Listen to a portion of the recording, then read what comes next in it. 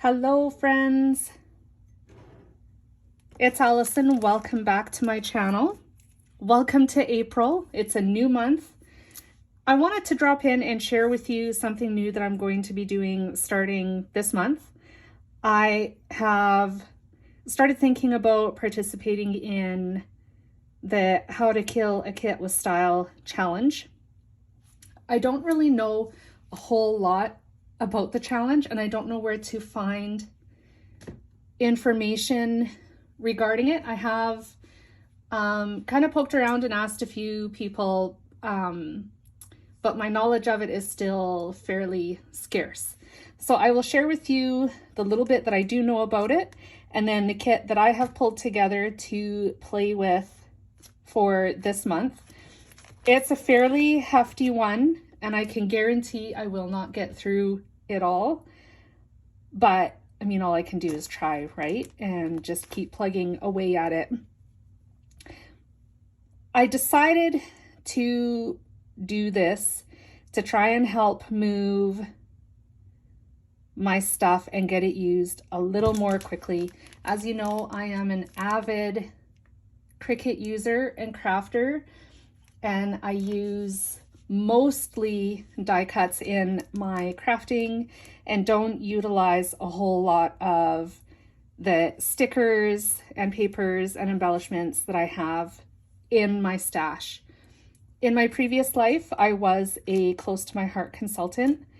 I still am an enthusiast, what they consider an enthusiast. So I still have a website with close to my heart, but I'm not an active seller, if that makes sense. I do not have a close to my heart business.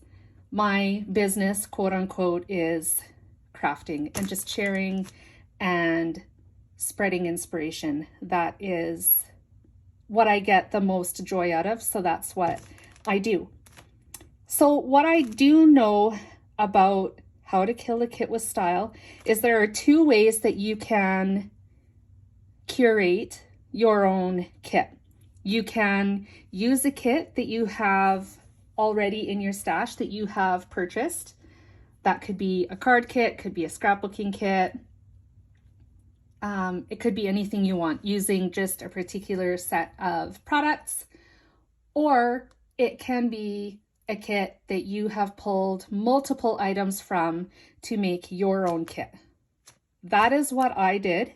I have a lot of ancient, we'll call them, products.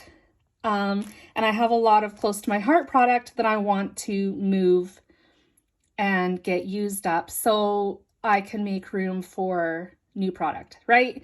That's the goal for everybody that crafts, is using up what we have so we can make room for the new stuff. Because I mean, let's be real, there's always going to be new stuff, and we're always going to want to hoard it. That's the way I look at it, because I mean, I do already. So I pulled together a bunch of products that I have from in my stash to create my own kit, and I thought that I would go through the kit that I have pulled together and share it with you today. My plan for the month of April, and then every month here on out, is creating at least one layout per week using this kit. Ideally, I'd like to create more, but in an attempt to be realistic, I'm going to commit to a goal of one layout per week. So 4 layouts every month, starting this month. I don't have the time today actually to sit down and scrapbook. I have an appointment in the city.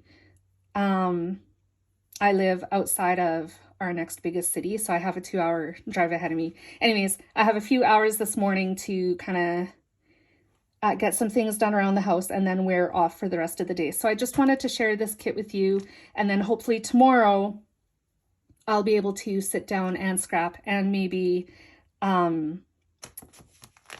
get one of these made.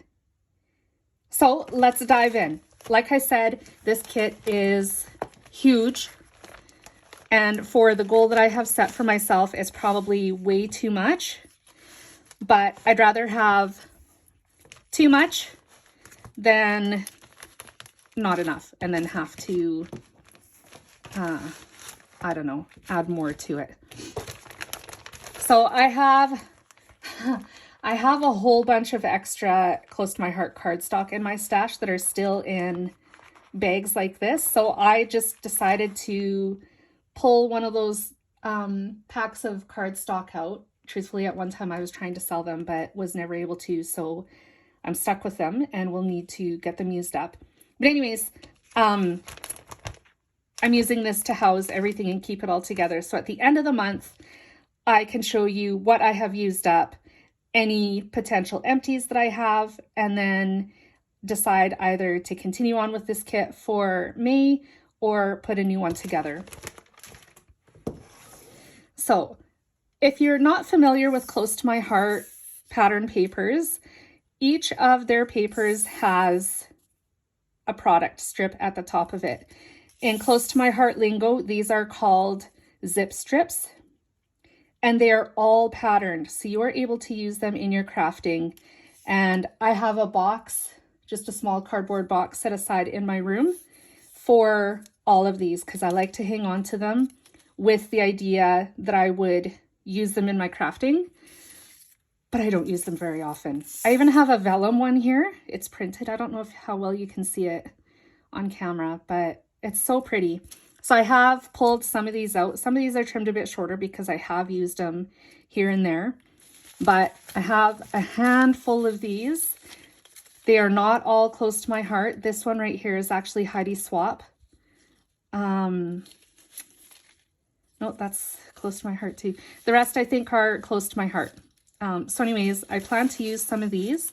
I pulled some pearls and enamel dots from my stash. These are all Close to My Heart as well as some sequins.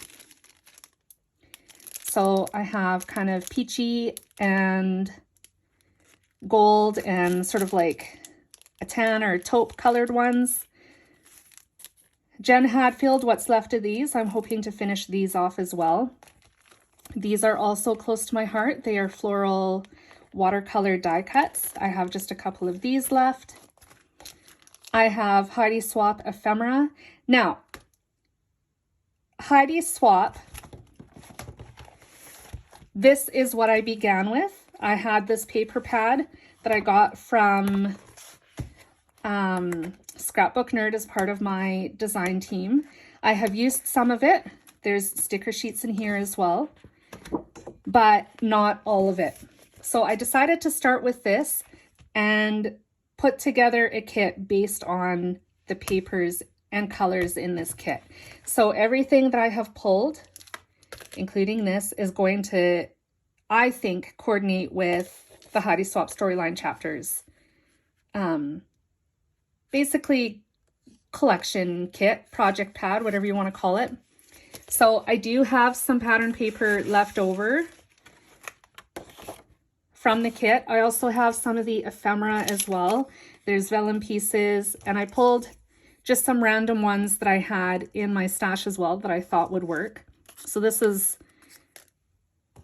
ephemera that goes with it, some of it, and stuff that is random. And quite honestly, I don't know who they come from. These ones actually were given to me, so I don't know what collections they would have come from to begin with. So anyways, there's those, but the rest of these are all Heidi Swap. Okay, so that's where this kit started. There's a bit more stickers and stuff here too from Close to My Heart that I want to use.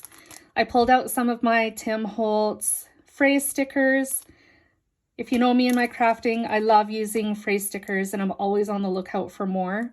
I haven't touched these ones in a little bit since I got some other ones of his that I really like using, but I thought the neutrals in this would work really well with this kit. I have these Cork Letters that I've had in my stash for a while. These actually came from the Dollarama, so I could get those used up. These alphas are close to my heart as well. They're foam, so I'd like to get those used up, and white is classic. It'll go with anything, so I thought it would work well with this kit. This sticker sheet, alpha sheet, has been in my stash forever. Quite honestly, I think I got it before my kids were born, and they're 11 years old. 2013 is the date on it, so it is quite old. So, okay, that's not totally true because the twins were born in 2010. So they were 3 when I got it, but I really should get this used up. I think it would work well with the kit. I have this sticker compliments pack from Close to My Heart that I think would work well. I'm really looking at these strips here. The pink one I don't think necessarily coordinates, but I think the rest of them, maybe not this one either, but the rest really do. So we'll see if we can get those used up. And then here's the pattern papers that I pulled. All of these are close to my heart, and I figured they worked well with the collection, and I'm going to try and get them used up as well. And then here you can see the zip strip or the product strip at the top of the pattern paper. So this is from the Hawthorne collection from Close to My Heart. It's retired, it's older, but I think it'll work well, especially this yellow. That's why I pulled it out. I think the green, which is also from Hawthorne, I think it'll work well. This side might, there's more teals in the Storyline collection rather than navy blues, but I think this side would work really well. Here's another sheet of that yellow again.